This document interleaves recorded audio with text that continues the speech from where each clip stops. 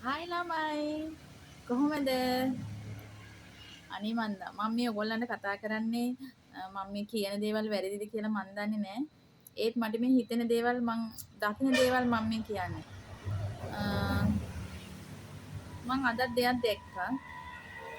තමන්ගේ බිරිඳට පාට දාන පිරිමි ඉන්නව නේද? ඒ කියන්නේ මේ බිරිඳ දරුවෝ ඉද්දී තවත් මේ අනියම් කසාද නෙමෙයි අනියම් සම්බන්ධතා පවත්වාගෙන යන පිරිමි ඉන්නවනේ. අන්න ඒගොල්ලෝ සමහර අවස්ථාවල සමහරු මේ තමන්ගේ ගෙදරටම ගෙනලා තමන්ගේ වයිෆ්ට පාට් දානකම් බලන් ඉඳලා උයලා කාලා බීලා එකට ගමන් ගිහිල්ලා එහෙම ඉන්න පවුලුත් ඉන්නවා. මං මේ මගේ ඇස් දෙකෙන් මං දැක්කා. ඉතින් ඒත් අර කසාද ගෑණි මාර විදිහට ඉවසනවා. ඉතින් එයා මට එයා කිව්වා මෙන්න මෙහෙමයි අක්කේ මං ගොඩාක් ඉවසගෙන ඉන්නවා බලමු කවදා හරි මට සැනසීමක් හම්බෙයි කියලා. ඉතින් මං එයාට ප්‍රාර්ථනා කරනවා එයාගේ ඉවසීමට එයාට මේ විශ්වයෙන් එයාට හොඳ දෙයක් සුබ දෙයක් වෙන්න කියලා. ඉතින් ඕගොල්ලොත් එහෙම ප්‍රාර්ථනාවක් කරන් යන්න.